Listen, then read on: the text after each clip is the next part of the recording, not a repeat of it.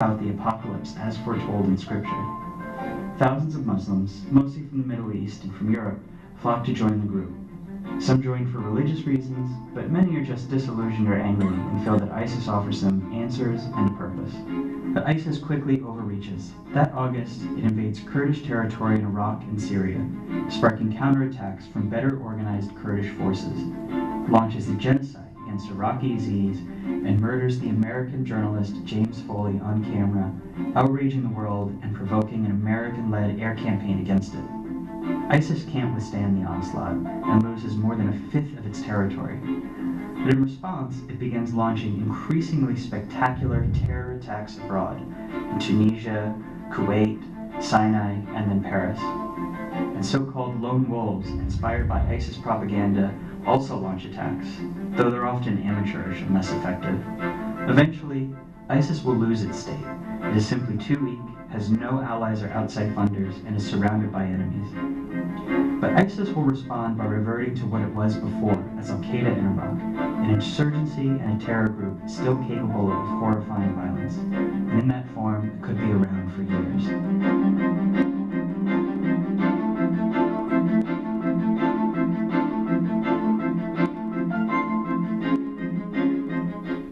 And let me repeat again what I said 14 years ago. I don't know if you have heard me say that or not, if you have watched some of our DVDs or if you watch some of them here. We're not in war with ISIS. We're not in war with Boko Haram. We're not in war with Al-Shabaab. We're not in war with the Brotherhood, the mother of all. We're not in war with Hezbollah, Fatah, Hamas. We're not in war in any of these groups. Even if ISIS is demolished from the face of the earth tomorrow, guess what? There's still Muslims living on earth. We're in war with Islam. Our politician in America is saying, if we can get rid of Abu Bakr al-Baghdadi, or if we can get rid of Osama bin Laden, or if we can get rid of that leader or this leader, that will give us victory. No. If we get rid of the last member of the 50,000 of ISIS, we're still in a worse scenario than when we start killing the first one of them. Because every time we kill a Muslim believer, there will be rising 10. We're not in war with the Muslims, we're in war with Islam, the religion. Allah said, kill infidels. And as long as they're Muslim believers in planet Earth, we will continue to be in war, as we're going to see in their own teaching tonight. But ISIS started with, whatever name we're going to name, Mus'ab Zarqawi, start with Osama bin Laden, start with Abu Bakr al-Baghdadi. It doesn't matter. These are just names of Muslim believers. As a matter of fact, if you think about Mus'ab Zarqawi was a Jordanian. He had nothing to do with Iraq. He had nothing to do with Syria.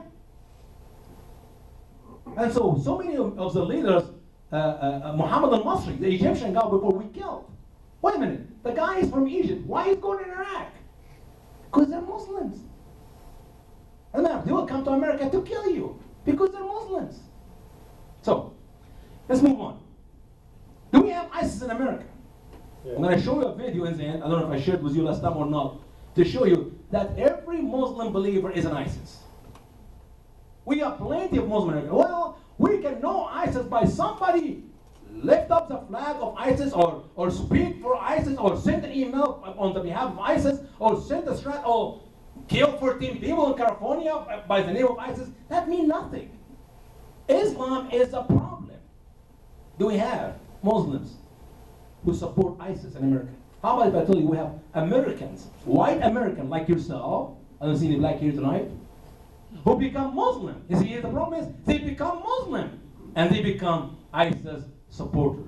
Let's watch this video from New Jersey. Here we go. New Jersey is not far away from here. The crisis in Iraq is spreading fear all the way to New Jersey. A New Jersey man has his neighbors wondering if there is a terrorist next door, all because of a flag. CBS 2's Tracy Carrasco has a story. Mark Dunaway holds up the black flag he's been flying outside his Garwood, New Jersey home for the last 10 years. This is just me expressing that I am a Muslim, that's it. But his flag raised some concerns after pictures of it went viral. It's the flag of ISIS, the terrorist group trying to take over Iraq. Dunaway voluntarily took the flag down after police approached him, saying he didn't know what it meant. It does not have to do anything with ISIS. Like I said, people use flags for different reasons. That was not my intentions at all. It may sound like I'm pleading ignorance. I had no idea because I try not to get involved and pay attention to that stuff. But residents out here say they are still a bit uneasy by the whole thing. It is wrong, but he also can fly any flag that he wants to. You know, it is America. But Dunaway says he's not sure if he'll raise the flag again, even though he'd like to. In Garwood, New Jersey, Tracy Carrasco, CBS 2 News. And Dunaway says that he's flown the flag every Friday and during the month of Ramadan for several years without any issues before. Mark Dunaway, white American, maybe he was a Baptist or maybe he was a Catholic. We got plenty of Baptist and Catholic, Presbyterian and Lutheran, I don't know, whatever club you go to, church you go to, and their members are leaving their church and becoming Muslim. Not just becoming Muslim, they become real Muslim. I'm getting sick and tired of the church in America showing their love and their compassion to the refugees. And these churches will not bring one Christian family from overseas. They only love and compassion for the Muslim refugees. And these churches are not godly churches. You may think, well, these churches are crossing every T and dotting every I. They're living right to the gospel and they love those who are depressed, those who are struggling, the Muslims. No, these churches know nothing about Jesus Christ, even if they have the name Baptist or Catholic or Lutheran or Episcopal. These churches celebrate sin in their churches. They have the gay and the lesbian ministers. They ordain them, they marry them. It's not about doing things for Jesus. It's about doing things to destroy America because these churches know nothing about Christianity or Jesus Christ.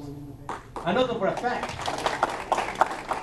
These churches, by the way, stand outside my meeting to speak against me, to protest my speaking. They're coward, wicked, ungodly groups of people. They can call themselves whatever names they want to give themselves. And you cannot speak against it. So they are the back door to bring the refugees to America. And guess what? You cannot say anything. It's a church.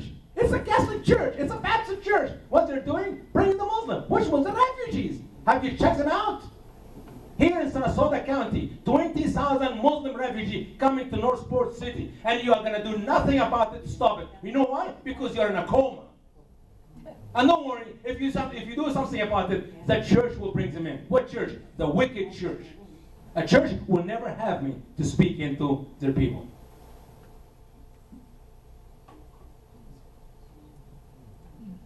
The crisis in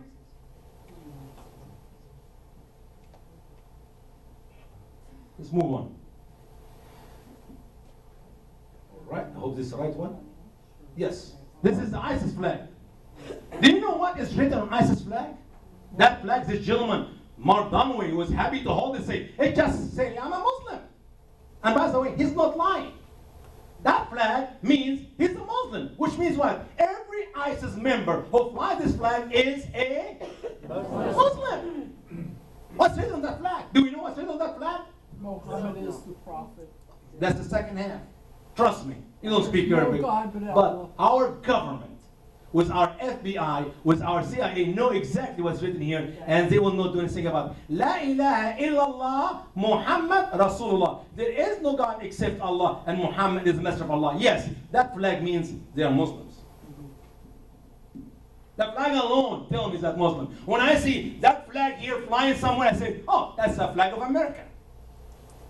Any person in the world, even if you go to the farm in Egypt where I come from, where people did not go to school, and you show them that flag, say, no, it's a flag of America. That's the flag of Islam. Let me give it to you in different color, because you like the green color better. What's written here? La ilaha illallah Muhammad Rasulullah. Same statement. What's extra gift? A sword. What is this flag? Saudi Arabia flag. That is a flag been flying all over America for the last, I don't know how many years. What's wrong with the flag? Nothing. It is a shahada. It is the first pillar in Islam, our dear sister told you in your paperwork here. The shahada. As a matter of fact, we teach that shahada to our children all over America with a little bit twist. We don't say there is no God except Allah and Muhammad is the messenger of Allah. No, we say there is no God except God. Really? Why in the world Muslim in Europe, forget about the Middle East, never use the word God for Allah, but they use the word Allah for Allah? Because there they are 10% plus. Here in America, then 1%. Therefore, they're going to do this soft Islam for you. There is no God except God. By the way, that is the same, the first half of it, statement on Obama's left hand ring.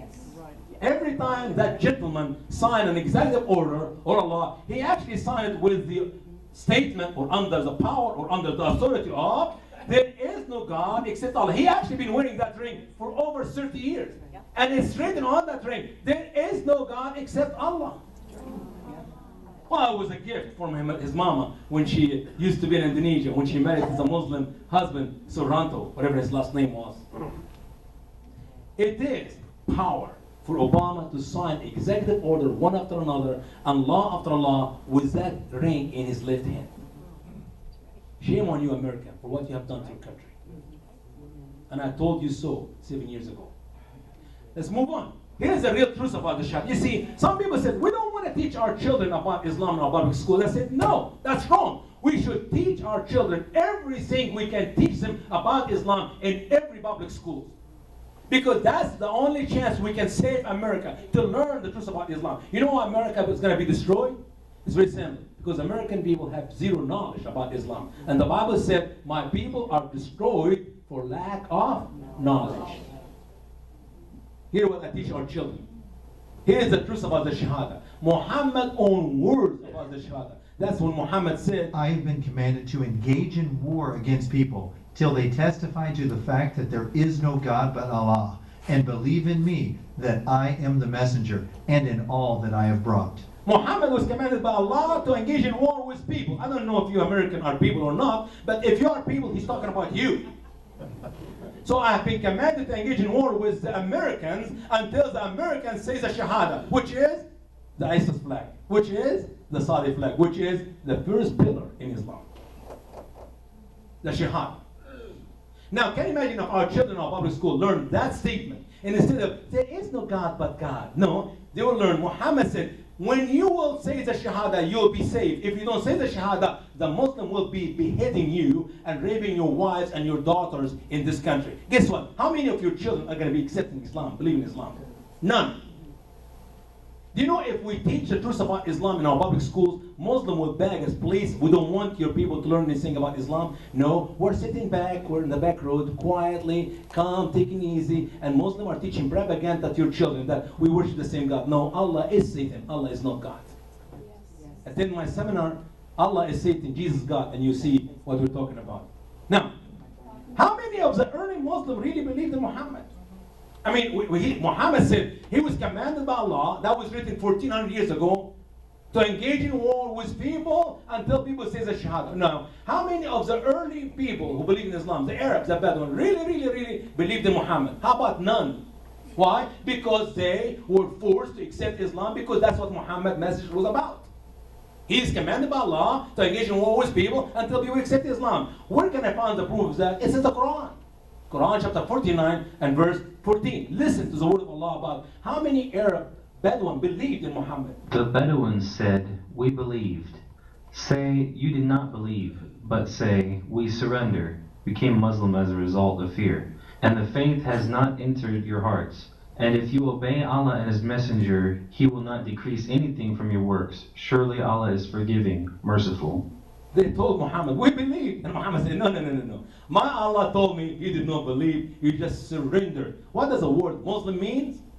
To surrender, to submit. No, in our textbooks for all our children in America, the word Muslim means peace. The word Islam means peace. Everything in Islam is peace and love. It's just love and peace. No, they submit and fear because of fear, and faith never enters their heart. They're closer to infidelities than to peace. So literally, Muslims in Muhammad days, they were more of an infidel than believer. They did not believe. Faith never enters their heart. Because what is to believe? It's to trust in something you hope for. It's you put assurance on something you look for in your heart. But they never have faith in their heart. They submitted. They surrendered. Why? Because if not, Muhammad and his early ISIS, early Boko Haram, early Al-Shabaab, early Hezbollah, whatever names they have at these days, they will kill their men and they will rape their women. So what are you going to do? Just submit, accept Islam. Say the Shahada. Go to the mosque. Go fight with Muhammad. You get rich. That's where Muhammad lived, in Saudi Arabia, in Mecca. And Muhammad continued to preach his soft Islam in Mecca for 13 years. And hardly anybody believed in him. Then he immigrated, talking about immigration, from Mecca to Medina. He became a militant man. And guess what happened to the Saudi Arabia Peninsula? In 1 year, Muhammad was able to create the first Islamic state. It is the Saudi Arabia Peninsula. I know it looks small here in this map, but that's how big it is compared to the world. In 1 year, Muhammad was able to take the entire Saudi Arabia Peninsula and create the first Islamic state. And what did your ancestors do about it? Nothing. As a matter of fact, the day he invaded Yathrib, a Jewish community, over half of its population were Jews, and changed his name to Medina. That's where he wrote the barbaric savage verses of the Quran in the Medina chapters. That was 472 years earlier, before the first crusade. So your ancestors did nothing about it for 472 years. 1095, when Pope Innocent preached his first sermon. Now look how big Islam became. Same map. That is just 100 years later. They invaded all these red countries which you see on the board. And that in 100 years. And what is the goal and the hope for the Muslim believers in planet Earth is to change the entire world to be Islamic State. That is their ultimate goal. That's why they're sending their younger Muslim men to America to rape or to marry your children, however way you want to say it. And they're going to produce Muslim baby out of your own flesh and blood in America. And they don't have to work hard to get a visa. The Christian families overseas I know of, people I know personally, cannot come to America. But Muslims can easily come to America anytime. As a matter of fact, once they come here, they don't have to work. I know Christian families want to work in America, want to pay their tax in America. No, they come as Muslims. They go on the welfare, Obamacare, and Obama housing allowances, and Obama food stamp, and Obama everything. And God help us, there's more votes coming to the Democrats. And the Muslims know it.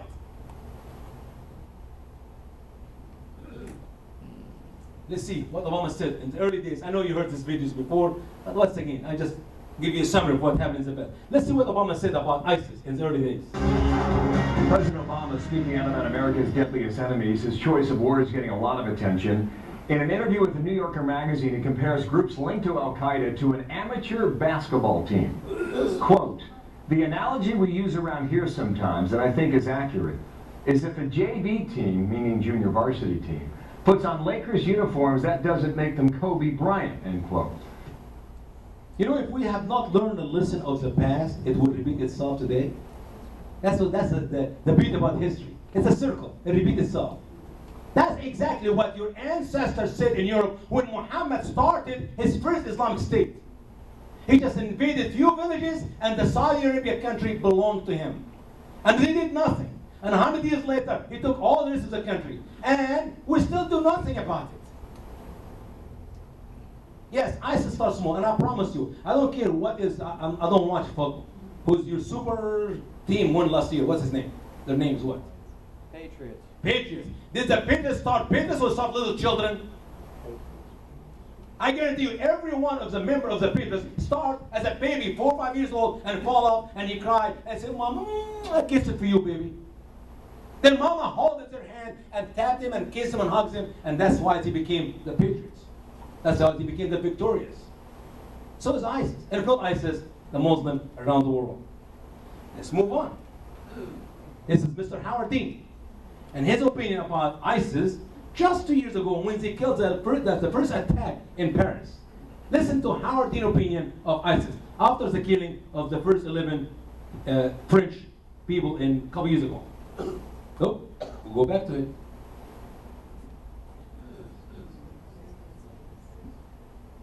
Howard. Yeah, this is a chronic problem. I stopped calling these people Muslim terrorists. They're about as Muslim as I am. I mean, they have no respect for anybody else's life. That's not what the Quran says. And Europe has an enormous radical problem. An enormous. I think ISIS is a cult, not an Islamic cult. I think it's a cult. Yeah. And I think that you got to deal with these people. This is really complicated stuff. And I think you have to treat these people as basically mass murderers. But I do not think that we should accord them any particular religious respect, because I don't think that whatever they're claiming their motivation is clearly is a twisted cultish mind. Yeah. You know, I call this Mr. Howard Dean is one of the most useful idiots in America. And so is every Democrat stand in his party. And sadly, half of the Republican. They're all stupid. That gentleman here received my copy of the Quran when I just came out of the print. It was still hot. The ink was still wet.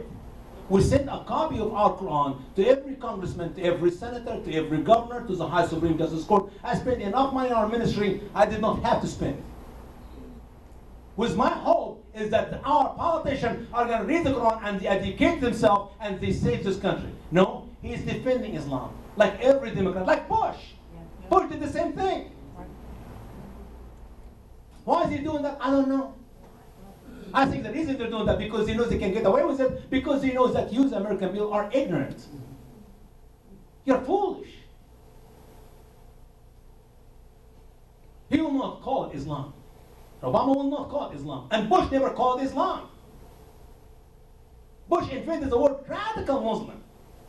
We're not in war with Islam, we're in war with radical Muslims. What do radical Muslims believe? Oh, they believe in the Quran. What the Quran said kills the infidels. What is a moderate Muslim believe? They believe in the Quran. What the Quran said kills the infidels. How do we know the difference? It's just you to open the Quran and read it.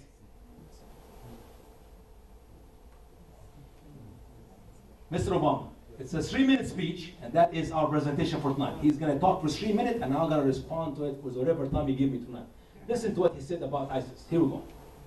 Now let's make two things clear. ISIL is not Islamic. No religion condones the killing of innocents, and the vast majority of ISIL's victims have been Muslim. And ISIL is certainly not a state. It was formerly Al-Qaeda's affiliate in Iraq, and has taken advantage of sectarian strife and Syria's civil war to gain territory on both sides of the Iraq-Syrian border. It is recognized by no government, nor by the people it subjugates. ISIL is a terrorist organization, pure and simple, and it has no vision other than the slaughter of all who stand in its way. In a region that has known so much bloodshed, these terrorists are unique in their brutality. They execute captured prisoners. They kill children.